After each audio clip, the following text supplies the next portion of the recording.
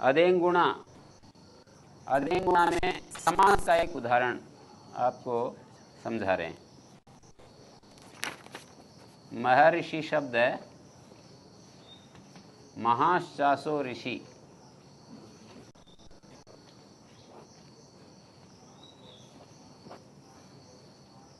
ऋषिश्च,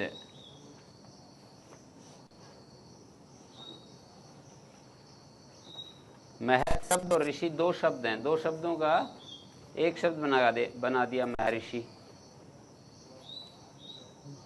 यहाँ पर सन महत् परमोत्तमोत्कृष्टा पूज्यमानई, उस सूत्र का अर्थ है सत, महत्, परम, उत्कृष्ट,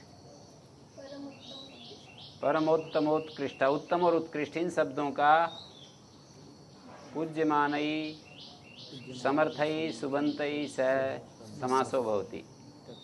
इत्येतेषां शब्दानां समासो भवति या इत्येते शब्दा समस्यन्ते। भाषा जो है ना वो तो संस्कृत के हिसाब से बनेगी।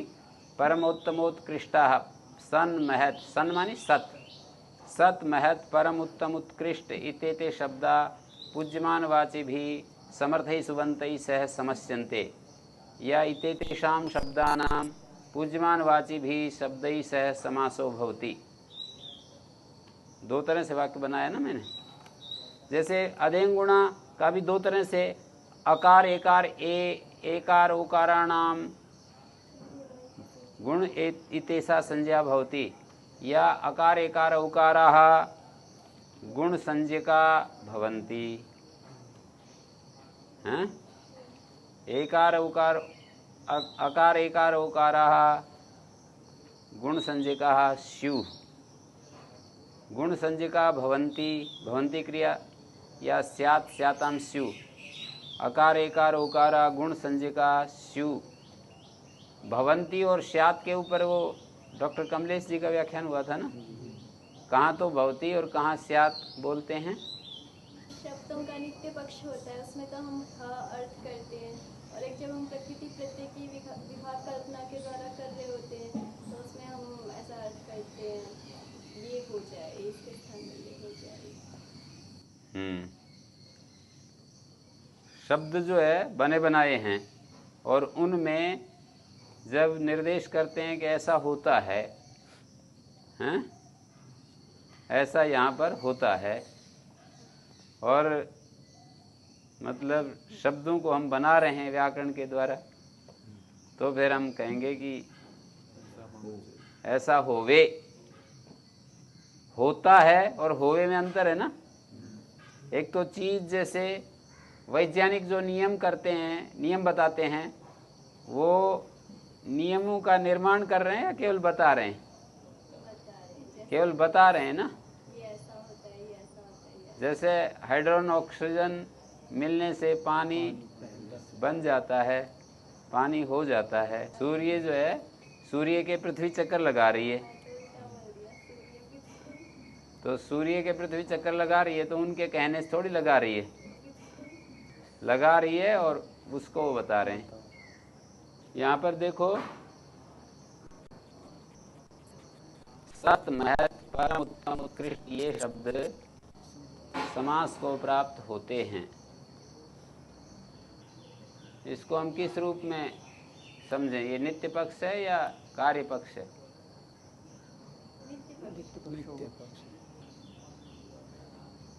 महत्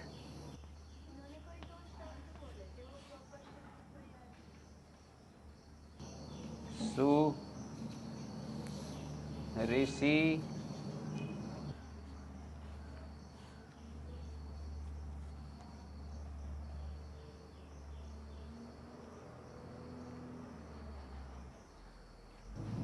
ठीक है। ऊपर कैसे लिखे?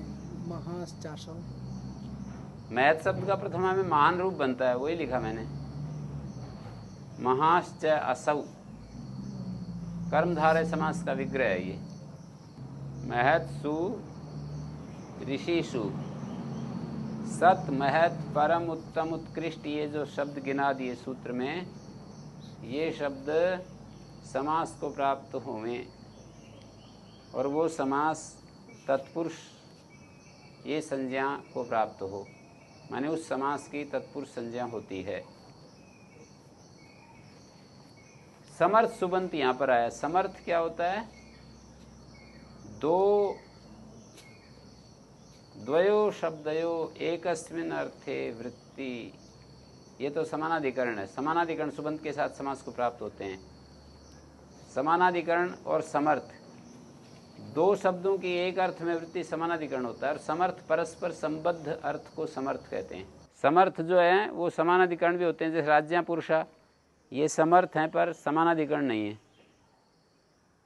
राजा का पुरुष का के की भेद संबंध को बताने के लिए आता है। जो षष्ठी विभक्ति होती है वो भेद को बताने के लिए आती है ना। षष्ठी विभक्ति हमेशा भेद को बताती है। वृक्ष की शाखा, यहाँ पर वृक्ष और शाखा में भेद मान करके ही ये व्यवहार करते हैं। अवयव अवयवी का भेद मानकर तब ये व्यवहार करते हैं। अवयव का समुदाय ही यदि अवयवी है तब तो फिर वृक्ष की शाखा नहीं बोला जाएगा, फिर वृक्ष ही बोला जाएगा। शाखाओं का समुदाय वृक्ष है, जब ये सिद्धांत मानकर चलेंगे तब कभी भी वृक्ष की शाखा ये व्यवहार नहीं होगा। शाखाएं मिला दी, वृक्ष कहलाने लगा। पर अवयवी अलग है और अवयव अलग होता है, ये एक सिद्धांत माना जाता है। अवयवों का समुदाय अवयवी होता है, ये भी एक सिद्धांत है। तो जब अवयवों का समुदाय अवयवी है तब शाखाएं वृक्ष, शाखाएं ही वृक्ष हैं, ऐसा प्रयोग नहीं होगा।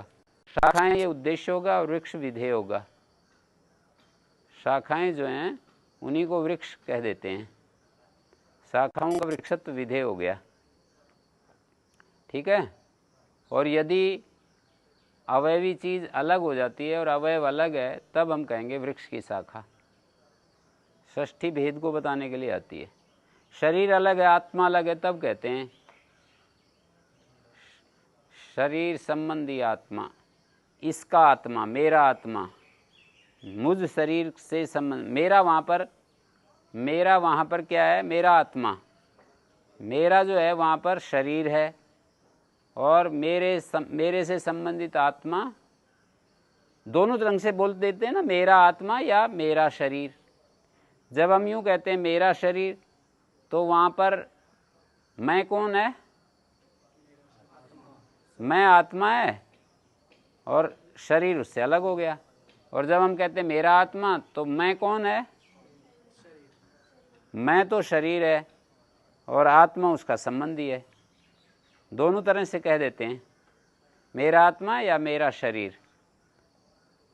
शरीर के लिए भी मैं शब्द का प्रयोग हो जाता है, तब भेद करके मैं से मेरे का भेद करके बोल देते हैं।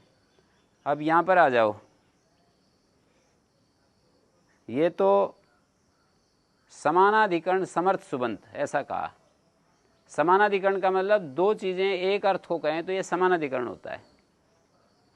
जैसे लाल वस्त्र, लाल एक चीज़ है, वस्त्र एक चीज़ है, दो चीज़ें एक अर्थ को कहें तो उसको समानाधिकरण कहते हैं। हरा पत्ता, लंबा पेड़, जहाँ भी समानाधिकरण विशेषण होता है वहाँ ये स्थिति बनेगी। विशेषण तो व्यधिकरण भी बन जाता है। विशेषण जरूरी नहीं कि समानाधिकरण ही हो। जैसे लाल वस्त्र, यहाँ पर लाल जो है विशेषण है, वस्त्र विशेष है। श्वेत वस्त्र, श्वेत विशेषण है, वस्त्र विशेष है। विशेषण भेदक होता है। तो श्वेत वस्त्र ने, श्वेत विशेषण ने दूसरे रंग वाले वस्त्र को भिन्न कर दिया, लाल पीले हरे से भिन्न कर दिया श्वेत ने। श्वेत वस्त्र कहने से वस्त्र जो है वो श्वेत लिया जाएगा, लाल पीला नहीं लिया जाएगा। पर हम यूँ कहें कि राजा का पुरुष, तो विशेषण तो है राजा का, पर वो समानाधिकरण विशेषण नहीं है, व्यधिकरण विशेषण है। लेकिन समानाधिकरण में तो हमेशा विशेषण विशेष भाव रहेगा ही ना। समानाधिकरण है तब तो विशेषण विशेष भाव रहेगा ही। दो चीज़ें क्योंकि एक अर्थ को कह रही हैं, इसलिए विशेषण विशेष भाव। उत्तम पुरुष, क्योंकि दो चीजें एक साथ, एक मतलब प्रधान रूप से तो उस चीज को कह ही नहीं सकते, तो उनमें से विशेषण। हाँ, दो चीज़ों को हम एक चीज को वो दो शब्द प्रधान रूप से तो फिर कह नहीं पाएंगे। हाँ, किसी एक चीज़ को ठीक कहा, दो शब्द हैं, चीज़ एक है, तो उसके लिए जब हम शब्द बोलते हैं तो दो चीज़ें प्रधान रूप से नहीं कह सकती, इसलिए उनमें एक गौण होगा और एक प्रधान होगा। वो जो दो शब्द हैं, जो गौण है वो विशेषण है, जो प्रधान है वो विशेष्य है। कोई भी दो शब्द आप बोलो तो वे दो शब्द मिलकर के यदि एक को कह रहे हैं तो उनमें से एक विशेष्य और एक विशेषण होगा, एक प्रधान होगा एक अप्रधान होगा। जैसे हम बोलते हैं लंबा पेड़, तो लंबा भी एक चीज़ है, एक अर्थ को कह रहा है, लंबा शब्द एक अर्थ को कह रहा है, पेड़ भी, वृक्ष भी एक अर्थ को कह रहा है। तो ये दोनों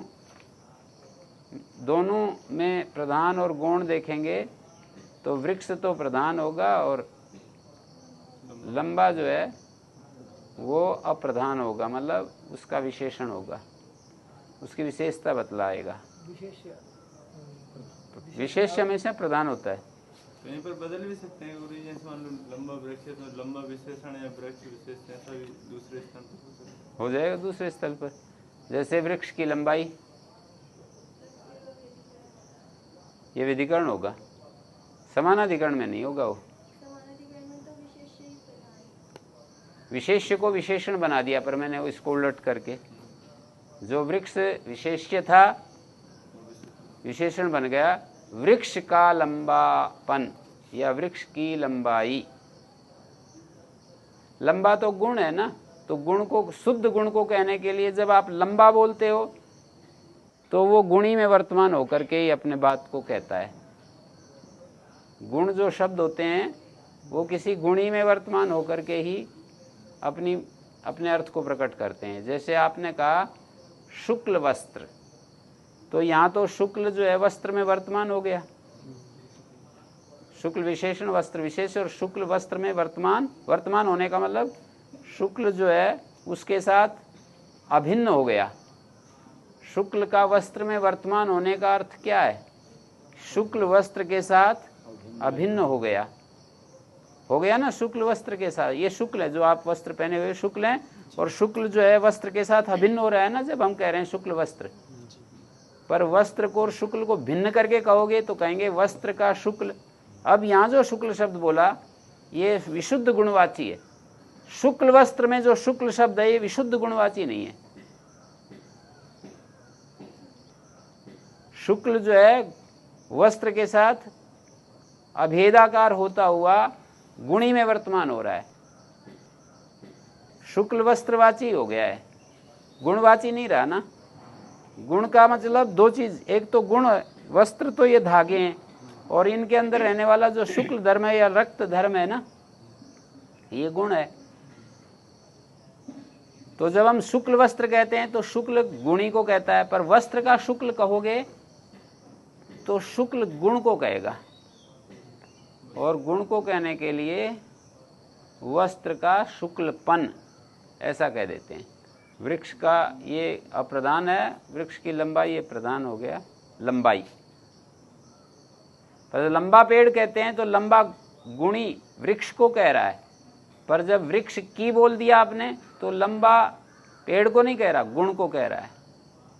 और लंबा, चूंकि लंबा शब्द बोलते हो तो वो गुणी में वर्तमान होने का अभ्यास है उसका, तो के विशुद्ध गुणवाची बनाने के लिए आपको लंबापन या लंबाई ऐसे हिंदी में तो बोलना पड़ता है, और संस्कृत में बोलेंगे तो वृक्षस्य शौक्ल्यम, वृक्षस्य शुक्लता, वृक्षस्य शुक्लत्वम, शुक्लः गुणा, वृक्षस्य शुक्लः गुणा, या तो फिर गुण शब्द ही ला करके बोलो।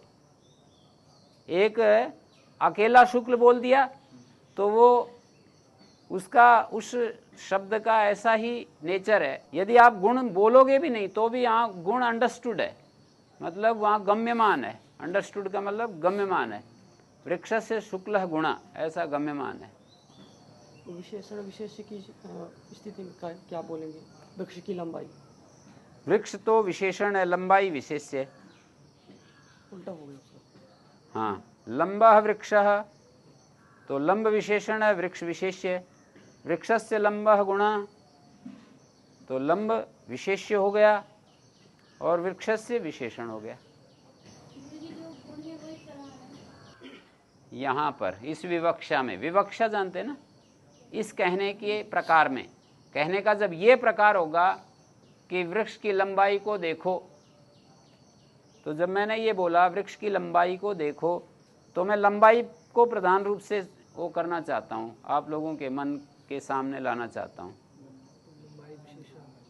लंबे वृक्ष को देखो, तो मैं वृक्ष को, आप वृक्ष पर केंद्रित हूँ, लंबाई पर केंद्रित नहीं हूँ, वृक्ष पर केंद्रित हूँ।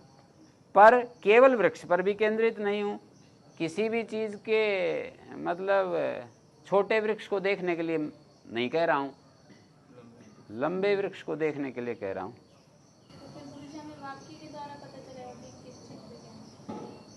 हाँ, वाक्य में तो पता लगेगा ना।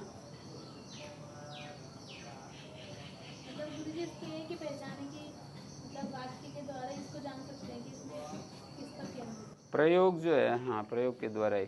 प्रयोग एव भगवान तान व्यवस्थापयेत पथि। तान शब्दान, शब्दों को रास्ते में प्रयोग ही लाता है, मार्गारूढ़ करता है। प्रयोग जो है शब्दों की व्यवस्था को,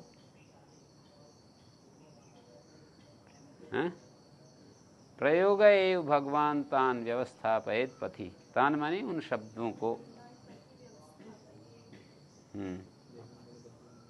विशेषण विशेष के बारे में और कुछ जानकारी लेना चाहते हैं? समानाधिकरण, व्यधिकरण, ये व्यधिकरण है ना, वृक्ष का शुक्ल गुण, शुक्ल और गुण का व्यधिकरण कर दिया। शुक्ल गुण जब कहते हो तो समानाधिकरण है शुक्ल का, और जहाँ पे तो एक चीज कही जाएगी दो शब्दों से तो समानाधिकरण, जहाँ पे दो चीज कही जाएंगी दो शब्दों से तो व्यधिकरण। संबंध कहा जाए, दो चीजें कहते हुए साथ में एक संबंध कहा जाए, भेद संबंध कहा जाए। भेद मूलक संबंध, संबंध दो प्रकार का होता है, भेद मूलक और अभेद मूलक। संबंध में दो प्रकार के संबंध हैं ये, जैसे मैं कुरूप हूँ, मैं स्वरूप हूँ, यहाँ पर जो है अभेद मूलक संबंध है। यहाँ पर मैं कौन है, दो चीजें हैं, मैं, आत्मा और शरीर दोनों को इकट्ठा कर दिया। तो मैं लंबा हूँ, मैं ठिगना हूँ, ये जो वाक्य मैं बोल रहा हूँ केवल शरीर के लिए थोड़ी कह रहे हैं, आत्मा और शरीर दोनों को इकट्ठा कर दिया, अभिन्न कर दिया है। मैं का अर्थ जो है, मैं से तो दोनों, शरीर को भी कह रहा है और नहीं, वो तो वाक्य, जो वाक्य है ना उससे पता लग रहा है कि मैं लंबा हूँ। इस वाक्य में मैं जो है यहाँ पर शरीर दोनों इकट्ठे हो रहे हैं। हैं? हाँ, मेरा शरीर लंबा है, यहाँ पर मैं और शरीर दोनों का संबंध करके, भेद मूलक संबंध बता करके तब कथन कर रहे हैं। जब ऐसे कहेंगे कि मैं लंबा हूँ, तो उसमें किसको, उसके अंदर किसको लंबा देखा, आत्मा को भी लंबा दे माने? नहीं, वो तो आत्मा को लंबा नहीं मान रहे, वहां पर जो है अभिन्न कर दिया है शरीर के साथ आत्मा को। जो ये था ना कि मेरा शरीर, इस भेद को अभेद कर दिया है। जो अहम है ना, ममकार और अहंकार दो होते हैं ना, तो अहंकार में तो अभेद रहता है और ममकार में भेद रहता है। फिर मां से वो अपने आप को शरीर ही समझ रहा है ना, इसलिए तो कह रहा है वो मैं लंबा हूं।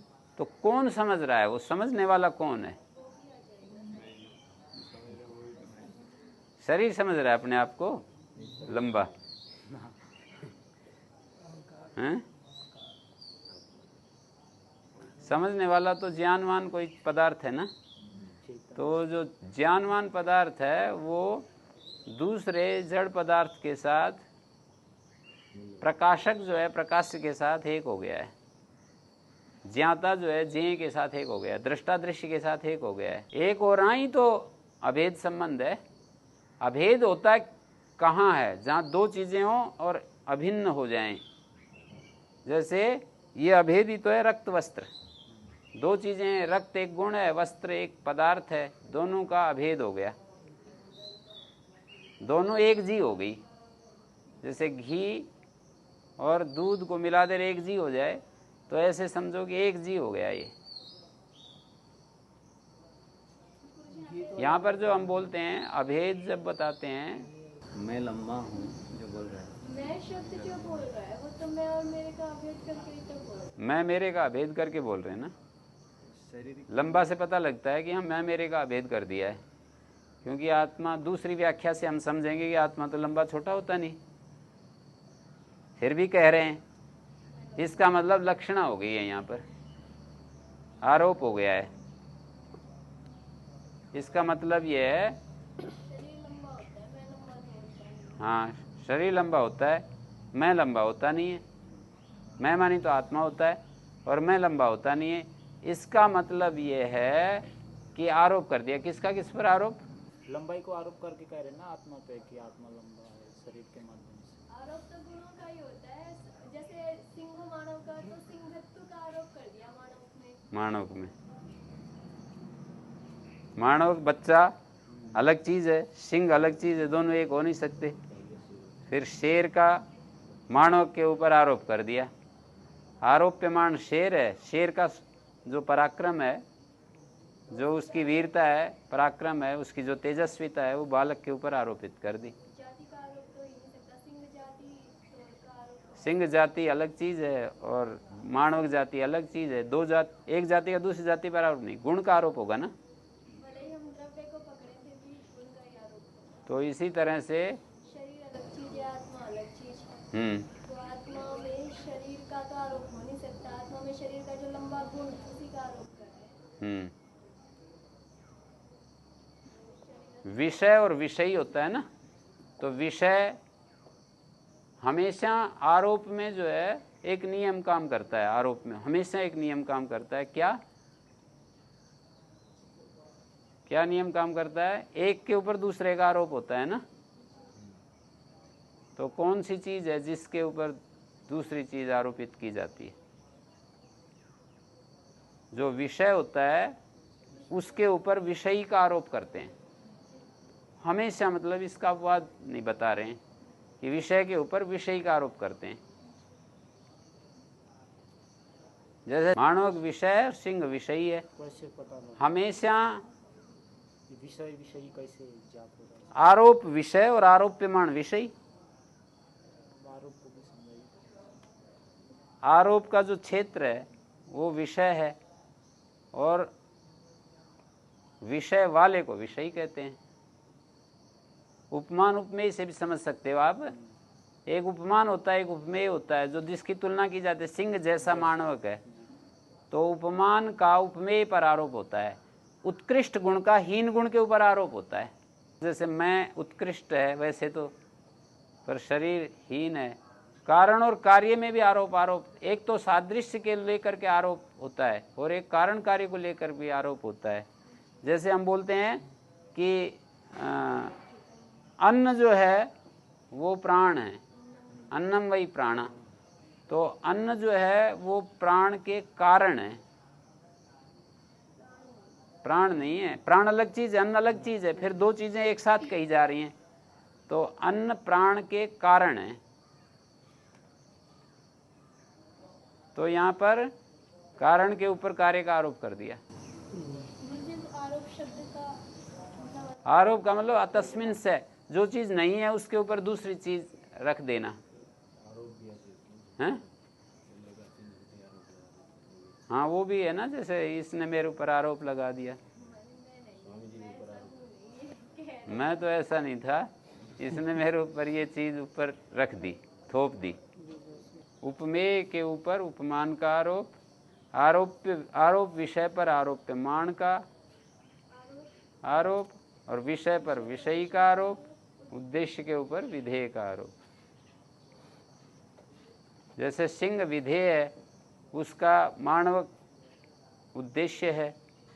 उद्देश्य का मतलब पहले जो हमारे हाथ में है चीज है। जैसे राम जाता है, राम उद्देश्य है, जाता है विधेय। राम प्रतिदिन स्कूल जाता है, तो राम उद्देश्य है, प्रतिदिन स्कूल जाता है, ये विधेय है। जिसके बारे में पहले से कुछ ज्ञात है, फिर नई चीज और बताएंगे उसी बात। हाँ, नई चीज़ जो बताएंगे वो विधेय होगा, और जो ज्ञात है ना वो उद्देश्य होता है। सब्जेक्ट धातु पाठ ही याद कर लिया तो धातु एक तो जानी हुई है, गुप्तवादी, और फिर अब सन कर रहे हैं तो गुप्त इजकित, हाँ ठीक कहा इन्होंने, जैसे धातु पाठ आपने याद कर लिया, गुप्त इजकित आदि, फिर सन होता है। तो आपको ये नहीं पता था सन होता है, अष्टाध्यायी का वो सूत्र जब पढ़ने लगे, गुप्त इजकित अभ्यास सन विधेय हो गया। गुप्त इजकित के बारे में आपने अभी जान लिया था कि ये धातुएं धातु पाठ में। सिद्ध चीज उद्देश्य होती है और साध्य विधेय होता है। सिद्ध और साध्य का मतलब समझते हैं? सिद्ध माने प्राप्त, उपस्थित जो अभी है या प्राप्त, उपस्थित, हमारे सामने, वो उद्देश्य होता है। अंग्रेजी के शब्द से भी समझ सकते हैं, सब्जेक्ट और प्रेडिकेट। सब्जेक्ट जो है वो उद्देश्य होता है, प्रेडिकेट विधेय होता है। सब्जेक्ट मानी जो चीज है हमारी, सब्जेक्ट मानी जिसके बारे में कुछ कहा जाए वो प्रेडिकेट होगा ना। जो कहा जाए, जिसके बारे में कहा जाएगा वो तो सब्जेक्ट, और जिसके बारे में कुछ कहा जा रहा है, जो कुछ कहा जा रहा है वो प्रेडिकेट होगा। जो कुछ भी कहा जाए, राम गोज टू स्कूल, तो राम सब्जेक्ट है, गोज टू स्कूल ये जो है प्रेडिकेट है। ये बहुत सारे मतलब सूत्र इसके अष्टाध्यायी के इससे संबंधित हैं। यदि इसको आप बार बार विचार करेंगे ना तो ये पक्का हो जाएगा और बहुत सारी चीज़ें समझ में आ जाएंगी। आरोप से जुड़ी हुई कई सारी चीज़ें, लक्षणा से जुड़ी हुई हैं। अभी तो बार बार जैसे आप इन चीज़ों को आपके अपने मन में लाओगे तो समझ में आएंगे, ऐसे एकदम पकड़ में नहीं आती। हमारे भी नहीं आई, अब भी नहीं आ रही है पूरी तो। क्या आरोप लक्षणा ही होती है? आरोप का मतलब ही लक्षणा है, क्योंकि आरोप में दूसरी चीज को दूसरी चीज के द्वारा कह रहे हैं। एक चीज को, जैसे रज्जु सर्प, यहाँ भ्रांतिजन्य आरोप है। अंधेरे में जैसे रज्जु को आपने सांप समझ लिया, तो भ्रांति के कारण से आपने रज्जु को सांप देख लिया, तो रज्जु के ऊपर सर्प का आरोप कर दिया ना। हैं? भ्रांति के कारण से है। ब्रह्म के ऊपर जगत का आरोप भ्रांति के कारण, ऐसा शंकराचार्य शंकर स्वामी कहते हैं। अज्ञान के कारण से, माने अंधेरे के कारण, हमारे मन में अंधेरा है, इसलिए ब्रह्म के ऊपर हमने जगत का आरोप कर दिया। ये जो दिखाई दे रहा है ना, ये है तो ब्रह्म, पर जगत आरोप कर दिया इसके ऊपर। जैसे रज्जु के ऊपर सर्प का आरोप कर देते हैं, ऐसे ब्रह्म के ऊपर आरोप कर दिया है जगत का। हाँ, सारा ब्रह्म है, पर अज्ञान के कारण इसको जगत देख रहे हैं हम। अज्ञान के कारण इसको सुख देने वाला, दुख देने वाला, इसको हमारे संतुष्टि देने वाला, तृप्ति देने वाला, परेशान करने वाला, ऐसा देख रहे हैं। तो यहाँ समानाधिकरण, ये जो है दोनों चीजें मिलकर के एक चीज को कह रही ना। महान और ऋषि एक ही है या दो हैं? दो होते हैं, पर यहां पर एक हैं, अभिन्नाकार प्रतीत हो रहे हैं। महान एक अलग गुण है। महान पर्वत, महान ऋषि हो गया ना। महान जानवर, महान पशु, जैसे गाय जो है वो महान पशु है।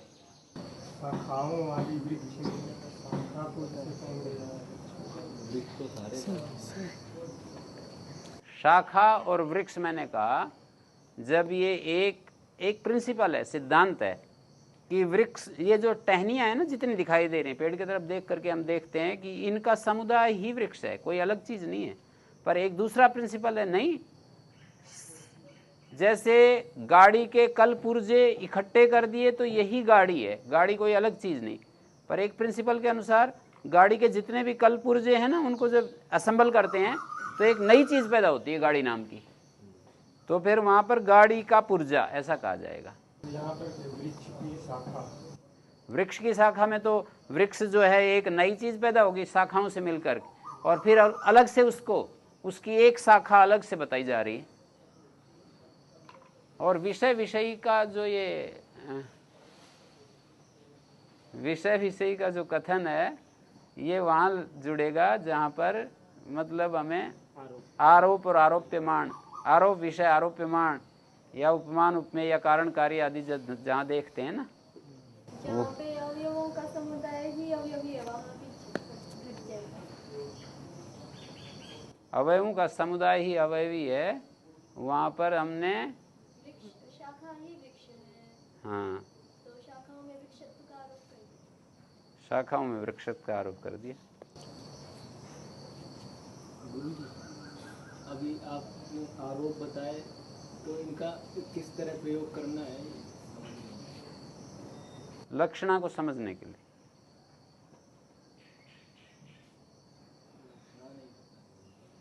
जहां मुख्य अर्थ ना घटे वहां लक्षणा। जहां भी शब्द का जो मुख्य अर्थ है ना, जैसे एक कोई आदमी है मूर्ख, उसको हमने बैल कह दिया, तो बैल का मुख्य अर्थ घट रहा है उस आदमी में। मुख्य अर्थ का मतलब जो जुतता है, जिसका एक आकार प्रकार है, गाड़ी खींचता है या हल खींचता है, जो गौशाला में बंधा हुआ है, वो अर्थ नहीं घट रहा ना। पर हम कह रहे हैं अगर इस बैल को पकड़ ले आना इधर, तो यहाँ पर ये वाक्य जो मैंने बोला यहाँ पर जो है ये लक्षणा है। एक तो होती है अभिधा, एक लक्षणा। जहाँ सीधा शब्द का जो अर्थ प्रकट होता है वो तो अभिधा होती है, पर उस मुख्य अर्थ से जुड़ा हुआ कोई संबंधित अर्थ हो ना, तो वो आरोप से ही होगा, वहाँ लक्षणा होती है। लक्षणा का प्रयोग कहाँ पे गुरुजी मिलता है? पूरी भाषा जो है रमी हुई है लक्षणा से, अभिधा से भी लक्षणा से भी रंगी हुई है पूरी भाषा। जो हम वाक व्यवहार करते हैं ना, वाणी जो हम व्यवहार चलाते हैं, ये इतना सुबह शाम तक सैकड़ों जो है ना लक्षणा में प्रयोग करते हैं। हाँ, किसी आदमी को गधा कह दिया तो लक्षणा ही तो है ये। शेर दहाड़ रहा है, ये है लक्षणा। आदमी जो है दहाड़ रहा हो ना, और फिर आप कहो कि शेर दहाड़ रहा है, तब लक्षणा हो जाएगी। शेर के जैसे दहाड़ रहा तो अभिधा हो जाएगी। हाँ, जब आपने ये कहा ना शेर जैसा, तो ये तो ये शेर अलग चीज है, उसकी तुलना करके आपने शब्द के द्वारा बताया कि शेर जैसे दहाड़ रहा है।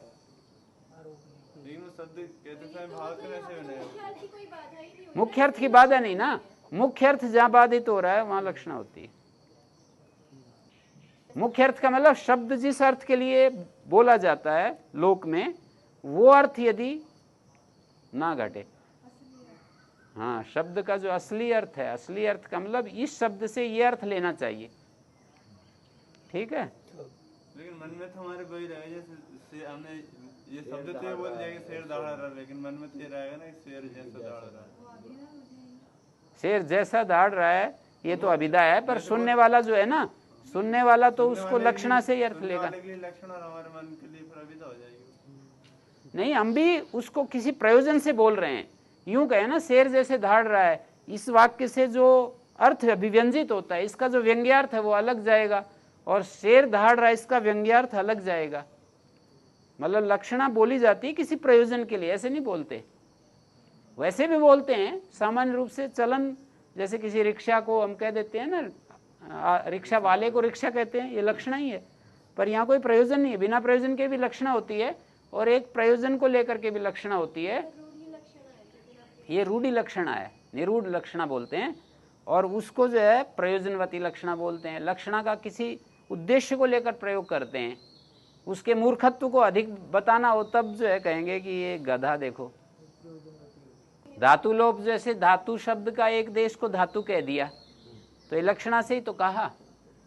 प्रयोजन को लेकर के लक्षणा बोलते हैं ना, जैसे किसी का मतलब उसका शौर्यातिशय प्रतिपादन करना हो तब बोलते हैं कि शेर आ गया, हमारे बीच में एक शेर बैठा है, हैं? और जब यूं बोलेंगे कि ये तो शेर जैसा वीर है, तो उसके मनुष्यत्व को भी सुरक्षित रखा हाँ, उससे एक लक्षण भी है। और तो उतना तेज जो है उसका वीरत्व नहीं दिखा पा रहा है वक्ता।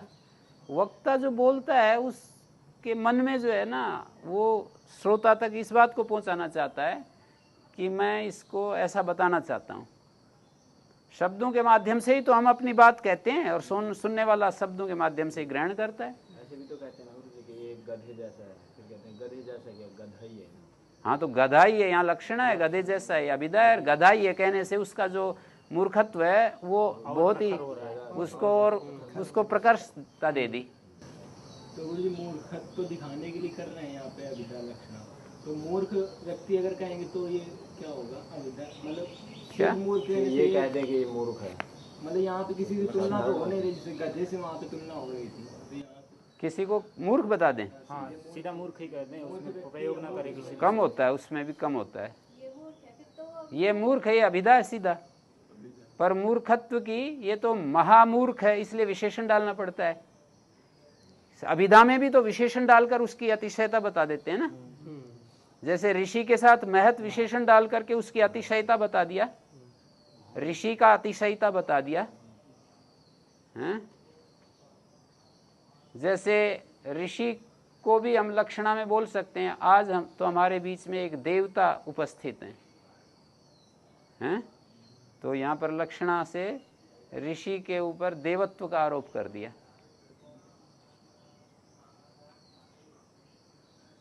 तो ये बहुत मतलब भाषा जो है ना पूरी रंगी हुई है लक्षणा से। अभिधा, लक्षणा और व्यंजना। व्यंजना का मतलब होता है कि उससे क्या अभिव्यंजित हो रहा है। जैसे 10:30 बज गए, इसका मतलब पाठ का समय पूरा हो गया। आपने बोला तो है 10:30 बज गए, पर उसका व्यंग्यार्थ अलग है, व्यंजना हो जाएगी वो। व्यंजना अभिधामूलक भी होती है, लक्षणा मूलक भी होती है।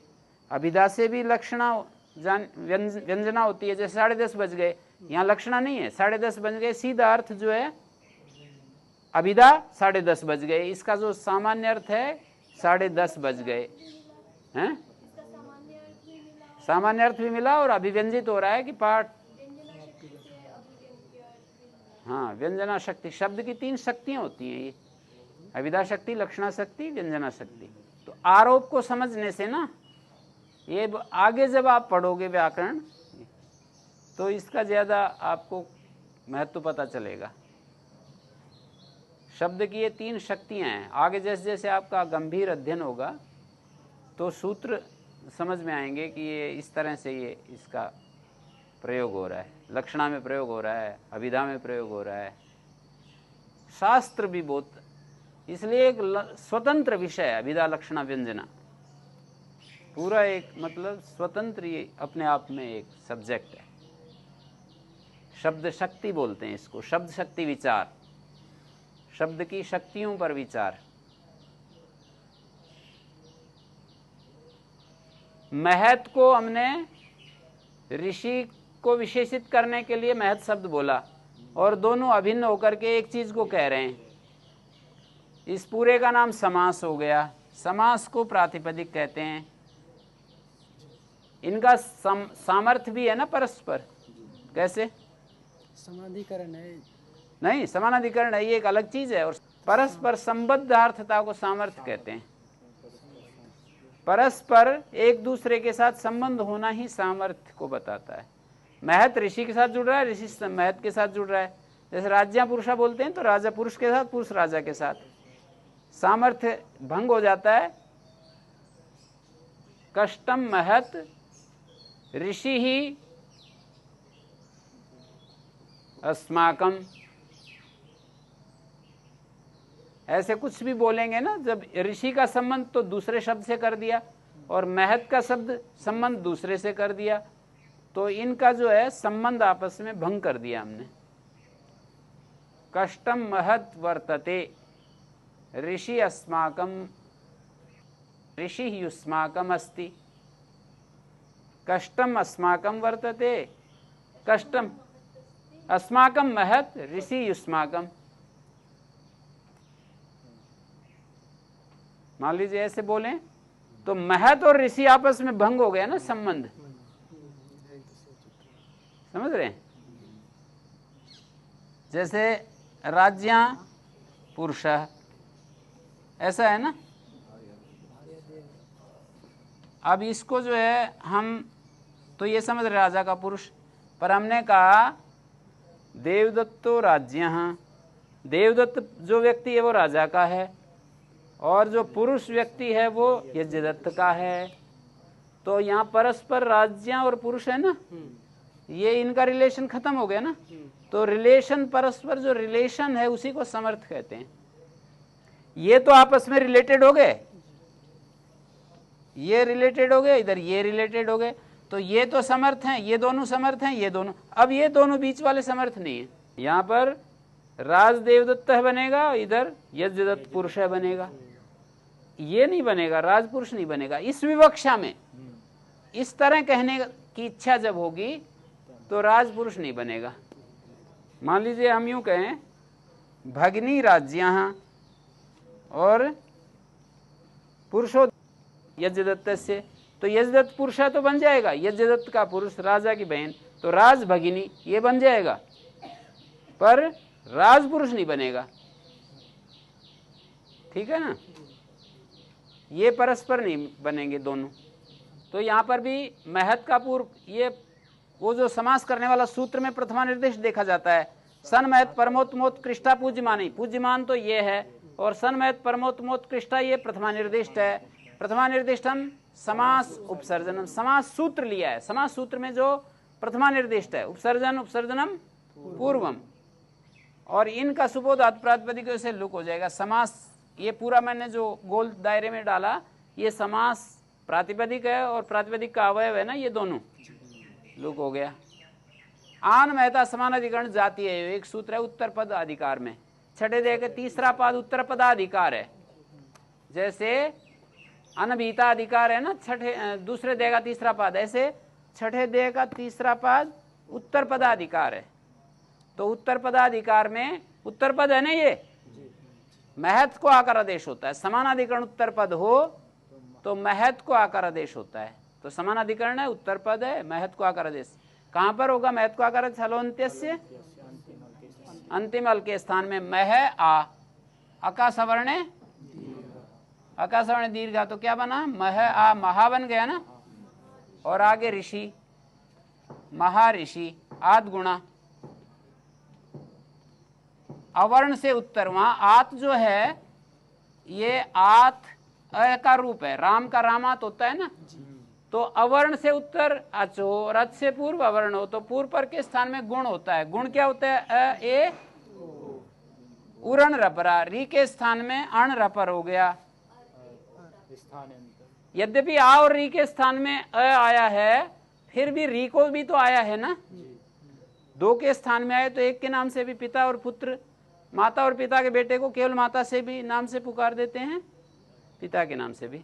तो आ और री के स्थान में जैसे अ आया तो री के स्थान में भी आया, वो माना जाएगा। आर हो गया, उरण रपरा लग गया, स्थानांतरतमा होकर के महर आगे शी, और इस रे का ऊपर चढ़ा देते हैं महर्षि।